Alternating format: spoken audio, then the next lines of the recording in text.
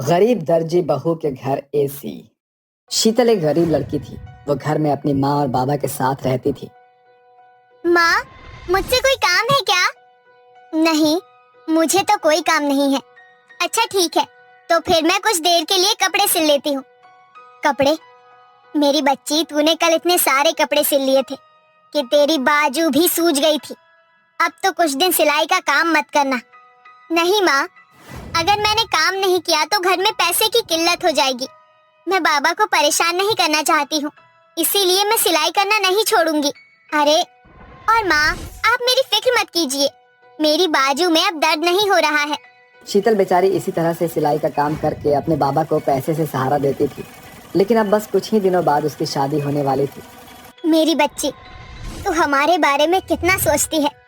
मैं जानती हूँ तेरी बाजू अभी पूरी तरह से सही नहीं है, लेकिन तू बस हमारे लिए ही ये काम कर रही है ना। शीतल अपनी माँ की बात सुनकर थोड़ा मुस्कुराती है।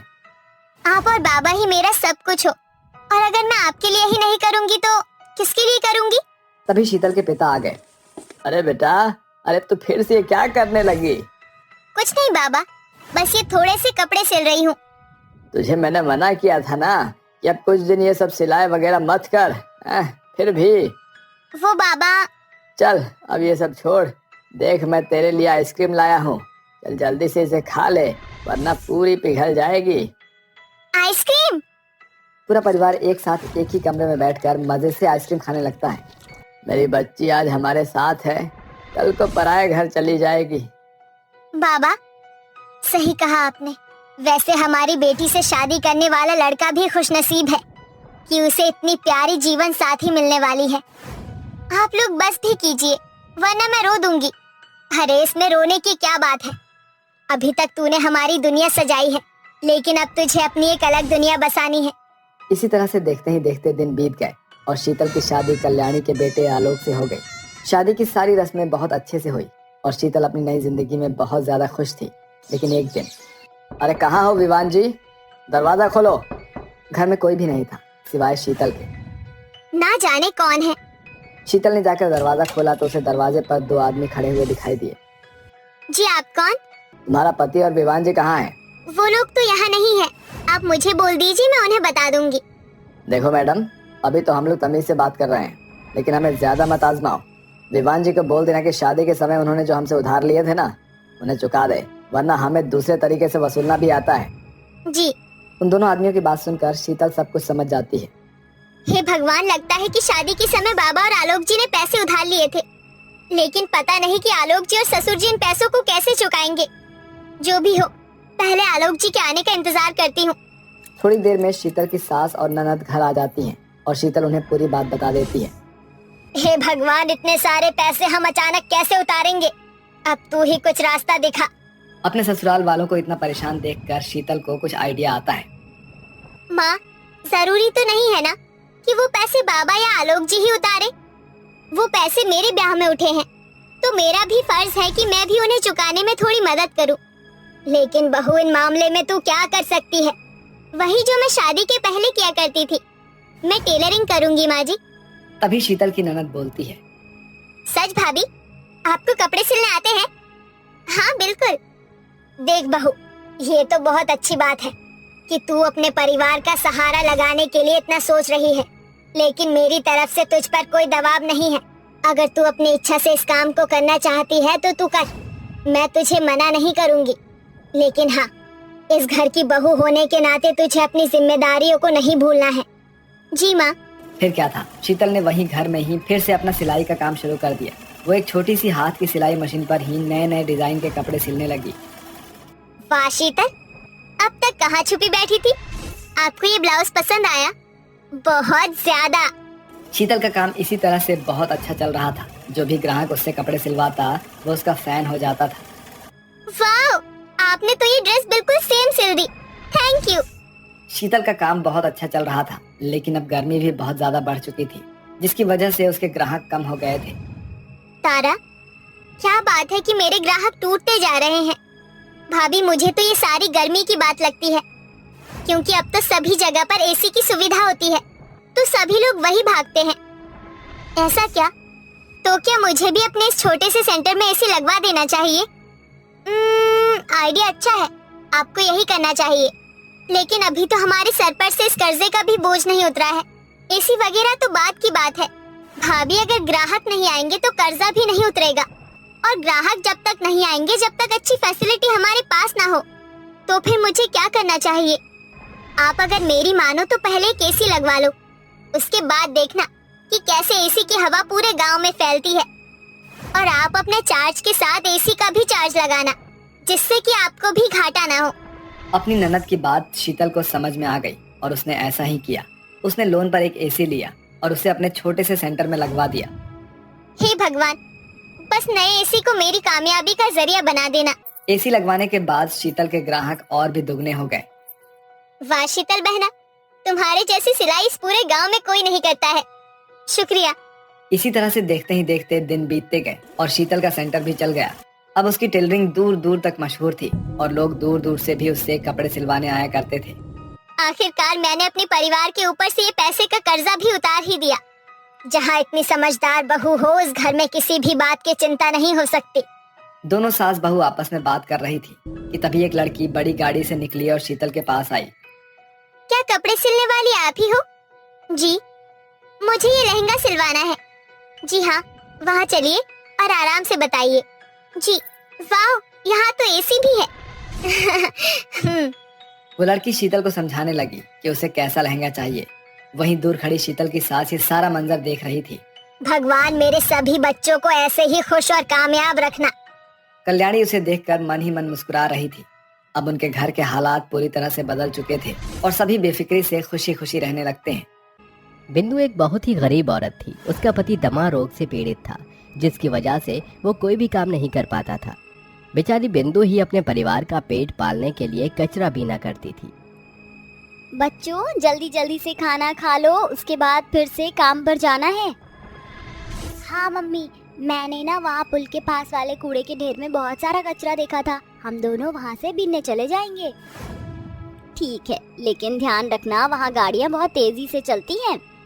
जी मम्मी, हम ना ध्यान रखेंगे। दोनों बच्चों ने अपना खाना खत्म किया और फिर बिंदु ने अपने पति दिलीप को भी खाना खिला दिया। मम्मी, हम जा रहे हैं। दोनों बच्चों ने अपने कद से भी ज्यादा बड़े बड़े थैले संभाल लिए और उसमें कचरा बीनने लगे। बहन देख, वहाँ कितनी सारी बोतलें हैं, चल उन्हें ही उठा लेते हैं। हाँ भैया, जल्दी से ले लेते हैं, कभी कोई और ले ले।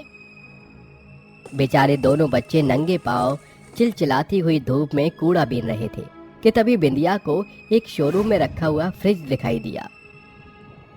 भैया, ये क्या? ये क्या चीज है? ये पता नहीं। चल बिंदिया, चल के देखते हैं। दोनों भाई बहन एक दूसरे का हाथ पकड़े हुए वहां आ गए और शोरूम के शीशे में से उस फ्रिज को बाहर से ही निहारने लगे। भैया, ये तो कोई बड़ा ही शक्तिशाली राक्षस लग रहा है। तू मेरे पीछे रह बहन।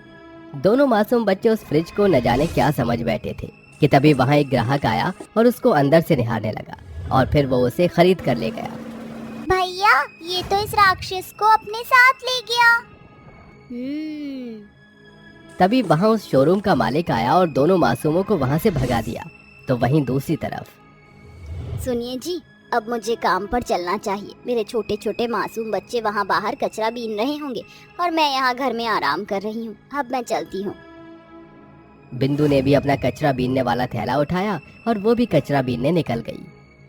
हे भगवान, आज तो बड़ी गर्मी है। मेरे बच्चों के तो पाँव में चप्पल भी नहीं है। ना जाने मेरे दोनों बच्चे कहाँ से कचरा बीन रहे होंगे।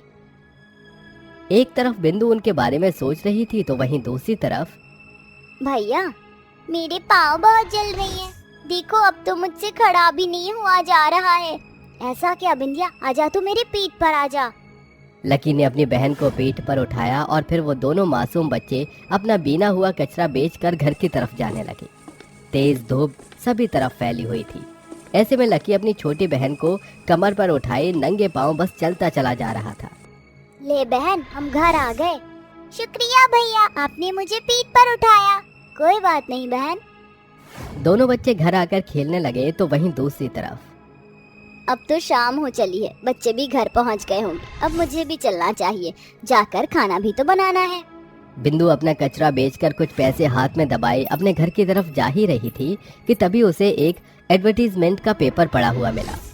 ये क्या है? बिंदु पढ़ाई लिखाई तो नहीं समझती थी, लेकिन फिर भी गणित के अक्षर तो उसे समझ आते ही थे। और कुछ तो समझ नहीं आ रहा है, लेकिन ये तो पूरे 50,000 रुपए हैं। समझना पड़ेगा। बिंदु ने उस पेपर को उठाया और किसी ऐसे इंसान को ढूंढने लगी जो उस पेपर के बारे में पढ़कर बता देता। कोई तो मुझे बता दो कि आखिर इस कागज के टुकड़े पर क्या लिखा हुआ है। हो सकता है कि ये कागज का टुकड़ा मेरे हालातों को सुधारने का जरिया बन जाए। बिंदु किसी ऐसे इंसान को ढूंढ ही रही थी कि तभी उसे एक लड़की मिली। क्या हुआ? आप कुछ परेशान लग रही हो। क्या मैं आपकी कुछ मदद करूं? क्या तुम मुझे ये कागज का टुकड़ा पढ़कर सुना सकती हो? जरूर। उस लड़की ने वो पूरा एडवर्टीजमेंट पेपर बिंदु को पढ़कर सुना दिया। वो पेपर एक डांस के कंपटीशन का था। हैं? आप सच कह रही हो मैडम? जीतने वाले को क्या इनाम है? जीतने वाले को पूरे 50,000 रुपए और एक फ्रिज भी। और ये प्रतियोगिता हो कहाँ रही है? ये प्रतियोगिता यहीं पास वाले मॉल में होने वाली है। अच्छा, आपका शुक्रिया। कोई बात नहीं।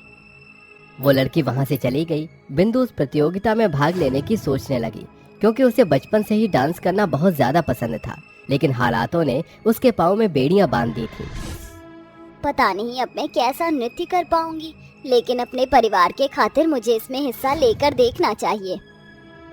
फिर क्या था, एक सीधी सादी सी कचरा बीनने वाली औरत एक बड़ी प्रतियोगिता में भाग लेने की तैयारी करने लगी और कुछ ही दिनों बाद उस प्रतियोगिता का दिन आ गया। हे भगवान, मैंने तो अपने पति को भी इस प्रतियोगिता के बारे में नहीं बताया था। मैं जा तो रही हूँ, लेकिन पता नहीं आज क्या होगा। बिंदु वहां पहुंच गई और वहां बहुत सारे लोग थे जो उस प्रतियोगिता में भाग ले रहे थे। कोई बैली डांस दिखाने वाला था तो कोई हिप हॉप।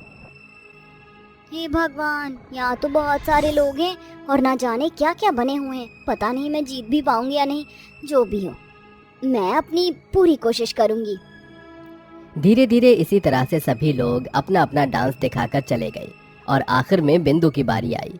बिंदु ने सबसे पहले आकर सभी को नमस्ते बोला और फिर पूरे भारतीय अंदाज में नृत्य किया। साड़ी पहनकर ऐसा नृत्य देख सभी बहुत दंग और खुश हुए।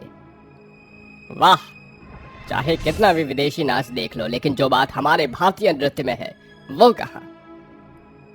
मैं तो तुम्हारे नृत्य का फैन हो गया बहन। इस प्रतियोगिता की विजेता तुम ही हो। ये सब कुछ सुनकर बिंदु बहुत खुश हुई और उसने इनाम के तौर पर 50,000 रुपए और एक फ्रिज जीत लिया और वह खुशी से अपना इनाम लेकर अपने घर आ गई। भैया, ये तो वही बड़ा राक्षस है।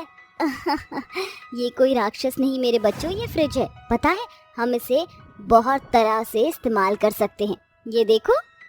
बिंदु ने जैसे ही फ्रिज खोला उसमें से ठंडक बाहर आने लगी, जिसमें खड़े होकर बच्चे बहुत खुश हुए। अपने बच्चों को खुश देखकर बिंदु भी बहुत खुश हुई। अब मुझे इस फ्रिज का कोई ऐसा इस्तेमाल करना चाहिए जिससे कि ये मेरे हालातों को बदलने का जरिया बने।